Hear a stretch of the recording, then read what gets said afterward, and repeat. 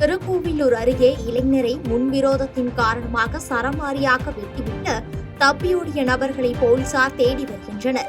கள்ளக்குறிச்சி மாவட்டம் திருக்கோவிலூர் அருகே உள்ள முடியனூர் கிராமத்தில் உடம்பில் வெட்டுக்காயங்களுடன் இளைஞர் ஒருவர் உயிருக்கு போராடிபடி இருந்துள்ளார். இதனையடுத்து அவ்வழியாக வந்தவர்கள் அவரை மீட்டு மருத்துவமனைக்கு சிகிச்சைக்காக அனுப்பி வைத்து காவல்துறையினருக்கு தகவல் தெரிவித்துள்ளனர். இதனையடுத்து மருத்துவமனையில் இளைஞரிடம் விசாரணை மேற்கொண்ட போலீசார் அந்த நபர் திருக்கோவிலூர் பகுதியைச் சேர்ந்த சேரன் என்பதும் அவரை முன்விரோதம் காரணமாக அவர்களது நண்பர்கள் வைரவன், கணேசன் ஆகியோர் வெட்டிவிட்டு தப்பிச் சென்றதும் தெரியவந்தது. இதுகுறித்து வழக்கு பதிவு செய்த போலீசார் தப்பியோடிய வைரவன் மற்றும் கணேசன் ஆகியோரை தீவிரமாக தேடி வருகின்றனர். தொடர்ந்து திருக்கோவிலூர் காவல் சரகத்திற்குட்பட்ட பகுதிகளில் இதுபோன்ற குற்றச்சம்பவங்கள் அதிகரித்து வருவதால் போலீசார் கடுமையான நடவடிக்கையில் ஈடுபட வேண்டும் என சமூக ஆர்வலர்கள் மற்றும் அப்பகுதி பொதுமக்கள் கோரிக்கை வைத்துள்ளனர். மணலியில் ரியல் எஸ்டேட் அதிபரை அரிவாளால் வெட்டிவிட்டு தப்பியோடிய மர்ம நபரை போலீசார் தேடி வருகின்றனர். சென்னை மணலி பெரிய சேக்காடு சாஸ்திரி நகரைச் சேர்ந்த செல்வராஜ் என்பவர் ரியல் எஸ்டேட் தொழில் செய்து வருகிறார். இவரை மர்ம ஆசாமி ஒருவர் தான் கொண்டு வந்த அரிவாளை எடுத்து வெட்டியுள்ளார். இதனையடுத்து தலையில் பலத்த காயமடைந்த செல்வராஜை சம்பவம் குறித்து தகவல் அறிந்து வந்த மணலி போலீசார் செல்வராஜை மீட்டு சிகிச்சைக்காக சென்னை மாதவரம் அருகே உள்ள தனியார் மருத்துவமனைக்கு அனுப்பி வைத்தனர். இச்சம்பவம் குறித்து வழக்கு பதிவு செய்த மணலி போலீசார் இச்சம்பவம் நடைபெற்ற இடத்தில் பொருத்தப்பட்டிருந்த சிசிடிவி கேமரா காட்சிகளை ஆய்வு செய்து கொலை முயற்சியில் ஈடுபட்ட மர்ம ஆசாமியை வலைவீசி தேடி வருகின்றனர்.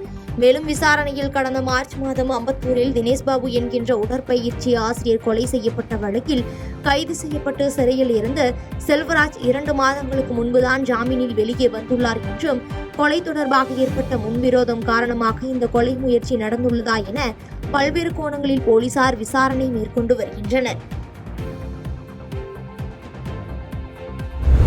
செங்கம் அருகே வீட்டு மொட்டை மாடியில் படுத்து உறங்கிக் கொண்டிருந்த நபரை 3 பேர் கொண்ட மர்ம நபர்கள் வெட்டி கொலை செய்ய முயற்சி செய்துள்ள சம்பவம் அப்பகுதியில் பெரும் பரபரப்பை ஏற்படுத்தியுள்ளது. திருவண்ணாமலை மாவட்டம் செங்கம் அடுத்த கிருஷ்ணாபுரம் பகுதியில் மேல்புழுதியூர் பகுதியைச் சேர்ந்த மஞ்சுநாதன் என்பவர் அவரது மாமியார் வீட்டின் மொட்டை மாடியில் படுத்து உறங்கிக் கொண்டிருந்துள்ளார். அப்பொழுது அடையாளம் தெரியாத 3 மர்ம நபர்கள் அரிவாளால் அவரை வெட்டிவிட்டு தப்பிச் சென்றுள்ளனர். இதன் பின்னர் உயிருக்கு ஆபத்தான நிலையில் இருந்த மஞ்சுநாதனை அப்பகுதி மக்கள் மீட்டு 108 ஆம்புலன்ஸ் மூலம் சிகிச்சைக்காக செங்கம் அரசு தலைமை மருத்துவமனைக்கு அனுப்பி வைத்தனர். இதுகுறித்து செங்கம் காவல்துறையினர் வழக்கு பதிவு செய்து வெட்டிவிட்டு தப்பியோடிய மர்ம நபர்களை தீவிரமாக தேடி வருகின்றனர். மேலும் மஞ்சுநாதனின் 2வது மனைவி விருதம்மாள் என்பவர் கருத்து வேறுபாடு காரணமாக பிரிந்து சென்ற நிலையில் அவர் ஆள் வைத்து கொலை செய்ய முயற்சி செய்திருப்பாரோ என்று மஞ்சுநாதன் சந்தேகத்தின் பேரில் காவல்துறையினரிடம் புகார் அளித்ததன் பேரில் காவல்துறையினர் விசாரணை மேற்கொண்டு வருகின்றனர்.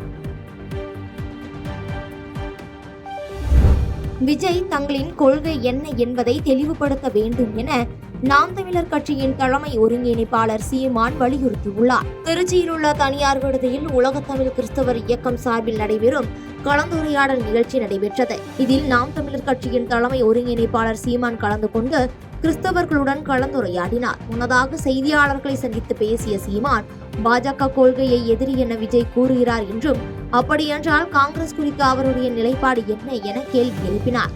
தொடர்ந்து பேசிய அவர் விஜய் அவரின் கொள்கை என்ன என்பதை தெளிவுபடுத்த வேண்டும் என்று வலியுறுத்தி பேசிய அவர் வாக்கு திருட்டு உள்ளிட்டவற்றை சரி செய்ய மீண்டும் வாக்குச்சீட்டு முறையை கொண்டு வர வேண்டும் என தெரிவித்தார். மேலும் உலகில் அதிக கடன் பெற்ற நாடு இந்தியா என்றும் இந்தியாவில் அதிக கடன் பெற்ற மாநிலம் தமிழ்நாடு என விமர்சித்து பேசினார்.